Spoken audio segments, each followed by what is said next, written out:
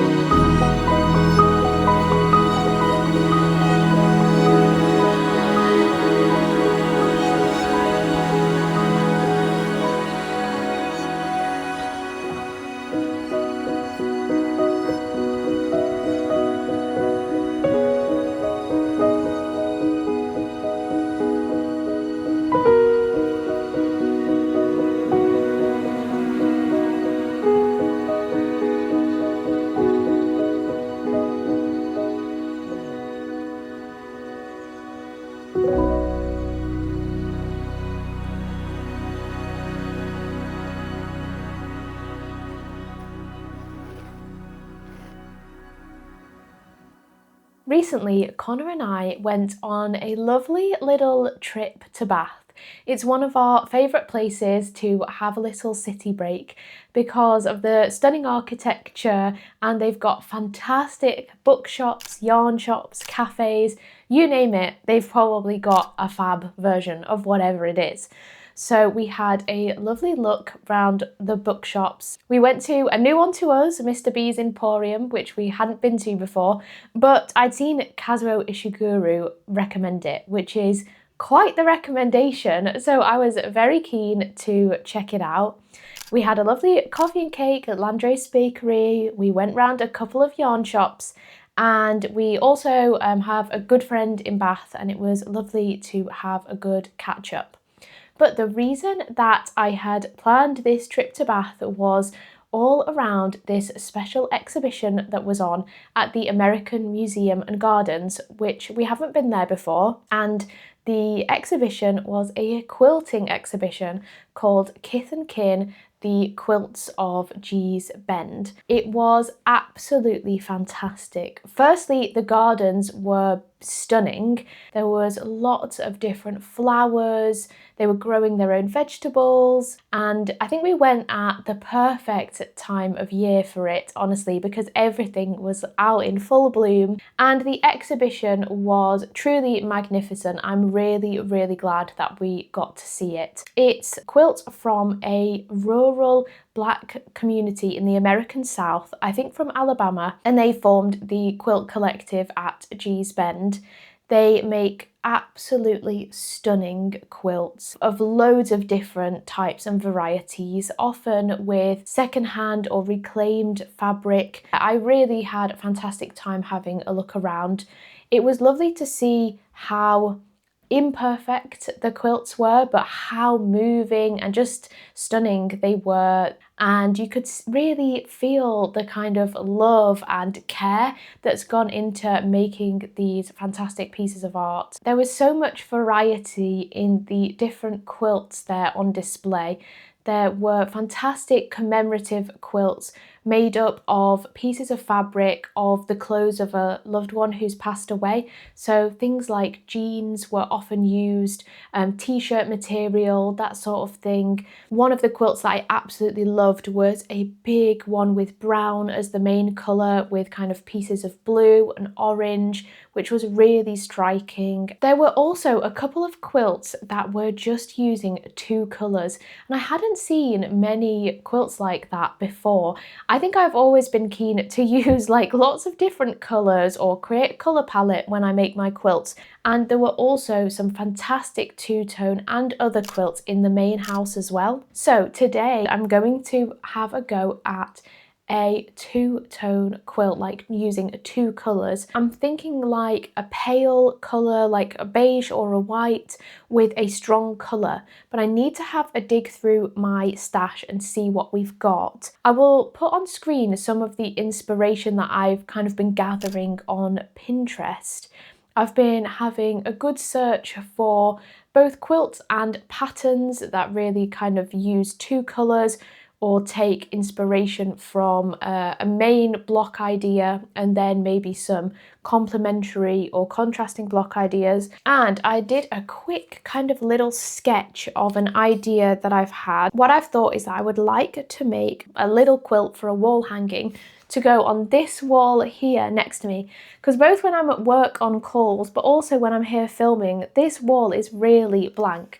So I think I'm going to do something that's about 18 inches wide and 26-ish inches down to fill that wall, which I think is going to be a really nice use of the space there. The two things that I need to do, one is have a dig through my stash to see what fabric might work that I've got. The second is that I really need to do some maths to figure out about how much of each colour I'd need if I want to do this design, which combines like a star block with some checkerboard style blocks. Maths is absolutely not my strong suit, so I will remember to account for seam allowance, and I'm going to have a little go planning it out now before we get started, so that when I dig through my stash I've got an idea of what might work and what won't. I'm also not quite sure what colour to go for yet. I think I could go for any colour really, because the bookshelves are so multicoloured that I think any colour's gonna look pretty nice. I'm thinking though I always like reds, so I might aim for a red colour, but it will depend on what I have. So first step is going to be working out some of the maths, and then I will have a dig through what I've got.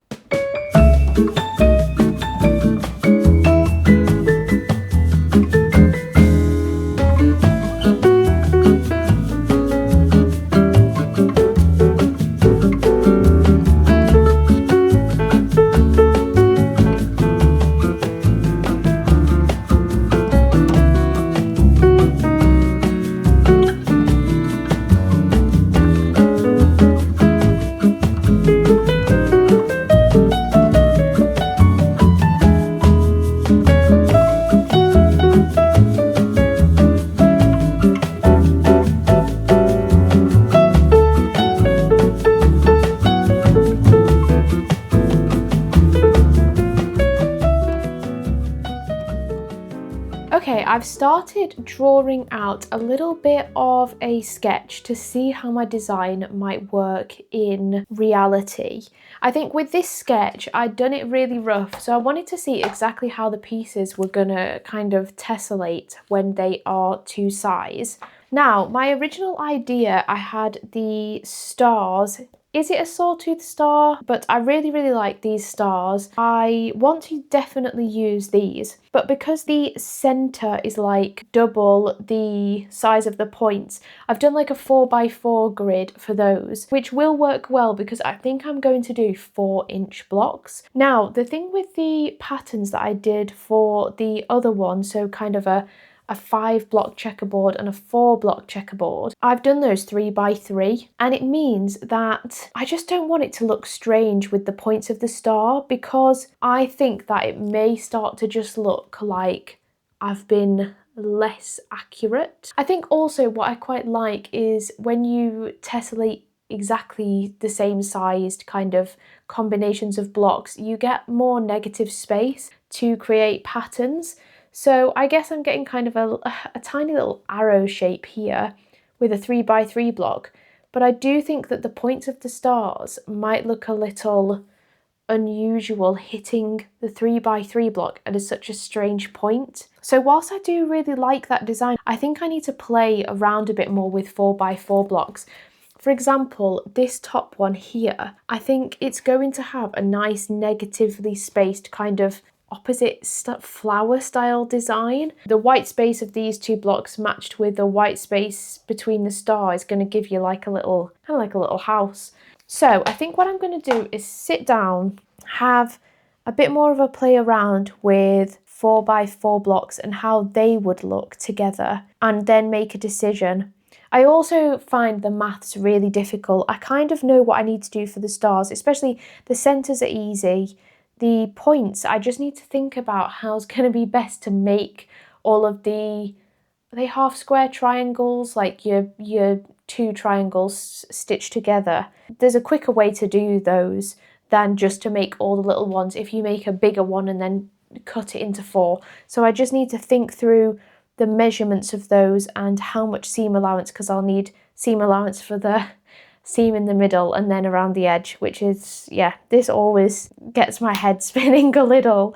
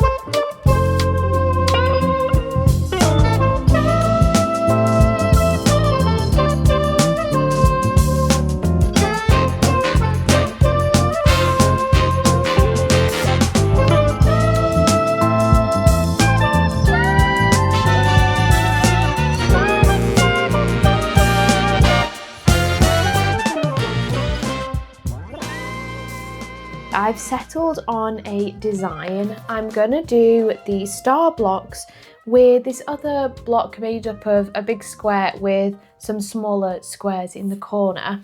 Now, I have tried to do the maths about how much of each colour I'm going to need for the different block types and the smaller blocks that are going to make up the larger blocks, but I am finding it really difficult. I don't have a brain that kind of works the maths very easily. So I think what I'm going to do is a couple of things. I'm going to search through my stash for fabric, probably new fabric, so I know I've got a certain quantity of it, so I'm kind of covered for if I make a mistake or if I've got my maths wrong. And the second is I think I'm going to do a test block of both the star and the squares first before I cut out all my pieces for all of the blocks.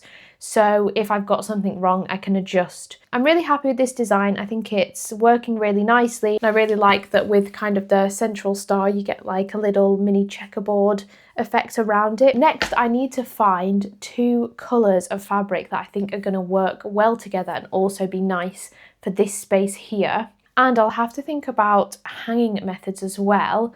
I do have something that I think is going to work well. Give me 1 second. So I have these like wooden hanging frames, which I got from IKEA, and I have used it once before for like a quilt that I made for my mum. It is quite difficult to fit a quilt in between these because it's designed for just like a piece of paper, but I think I might give it a go and see if I can get it to work because it fits really well in that gap. Soon I'm going to get some dinner, and I'm also going to have a look through my stash for some nice fabrics that I will like for this wall.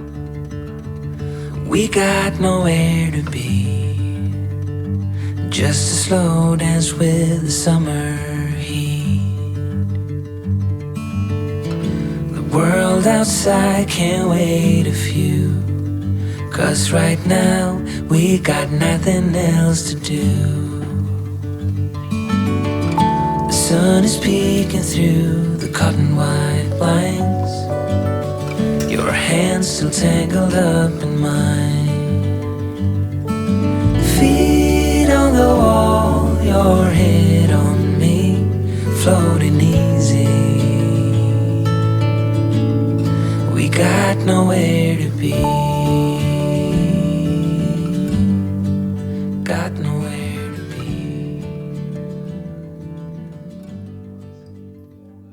I've had a dig through my stash, and honestly, I think to make sure that I have enough material, I'm gonna have to go with a new piece. I just don't have enough quantities of any of kind of my secondhand clothing, and I don't have any secondhand bedding at the moment, so I don't have like big duvet covers or anything like that. Now, I don't have much light colours, and I do think I really want the kind of idea that I've got in this test or mock-up drawing. It doesn't have to be pink, but I definitely think I want a contrasting light colour.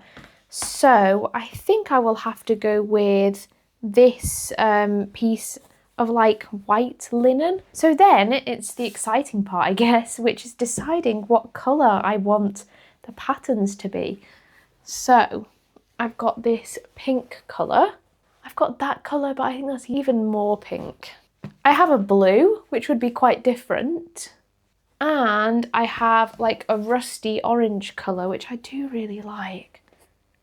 Okay, what goes nicely with this colour? I think they go quite well together. The blue's definitely making this pale colour look more yellow. I think I'm leaning towards this colour. There's nothing scientific about this decision making at all. I'm just gonna hold it up. I think a lot of the ideas that I've been liking on Pinterest as well have been red. I do quite like the paler pink, but do I like it more than the rust? I don't think so. Yeah, I think my gut is telling me to go with the red.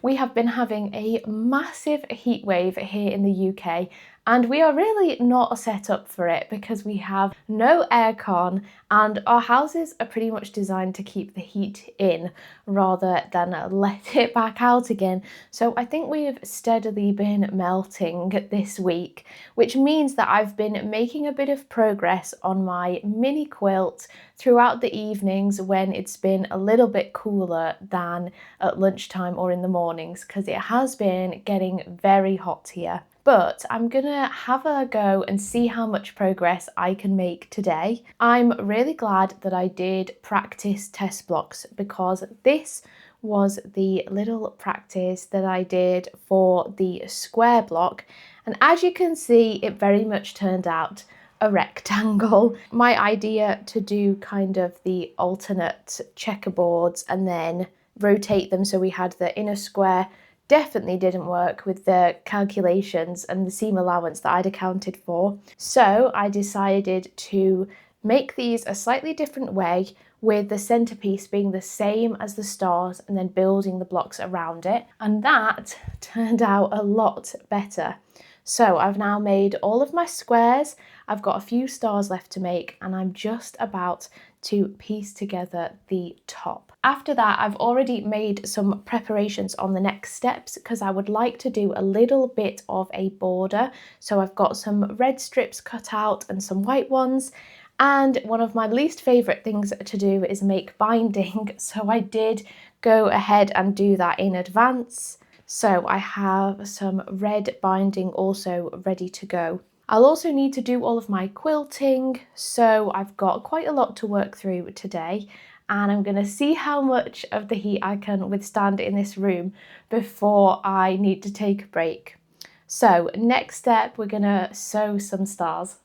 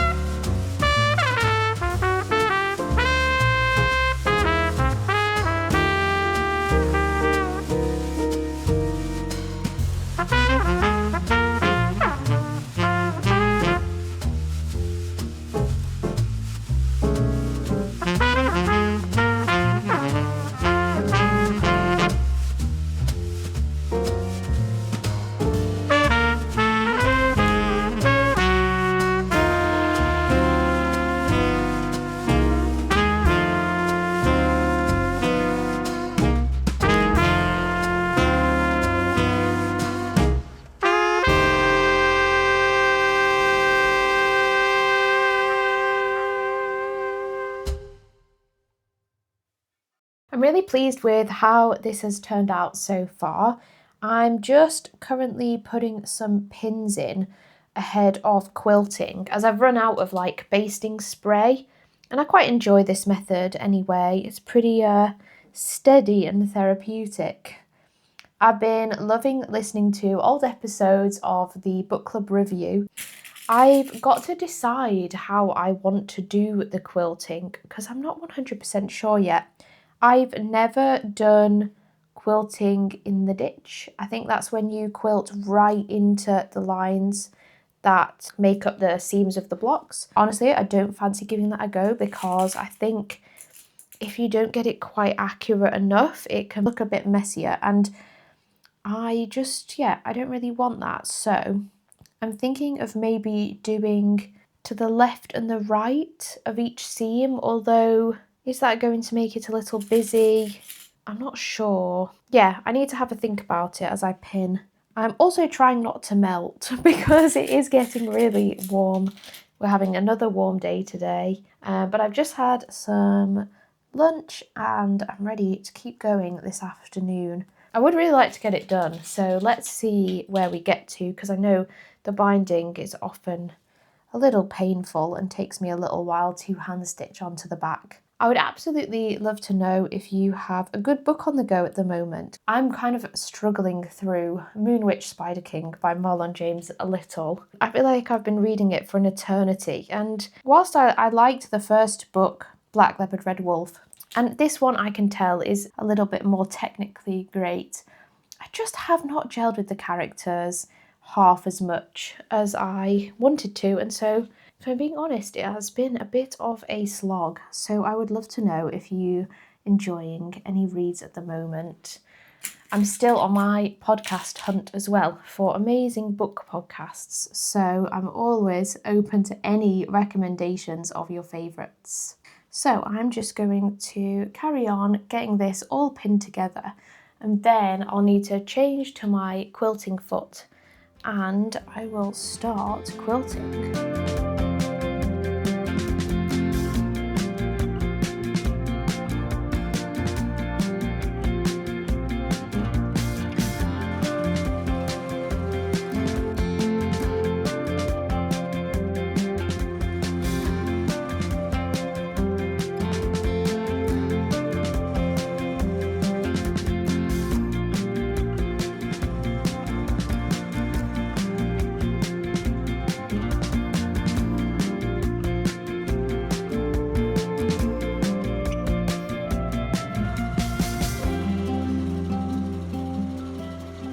I have got all the quilting done, which is great, and now on to the task that I always forget that I have to do, and my least favourite, which is weaving in all of my ends from the quilting. But I've got a good podcast on the go, so I'm going to keep listening to that and just take my time in weaving all of these ends in. Then after that, I'll need to take the pins out and trim round the edge of the quilt, and it will be time to bind it. So the end is in sight, we are nearly there, and I'm really pleased with how it's turning out so far.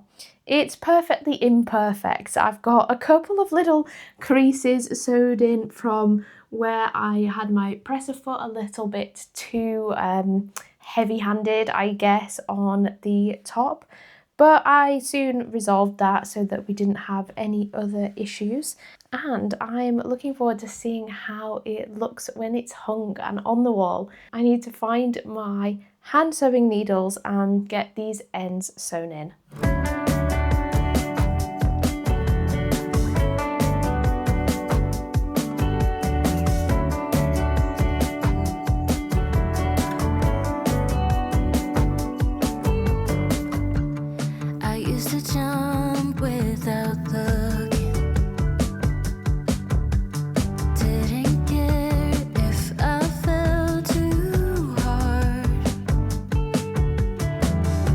Now I keep my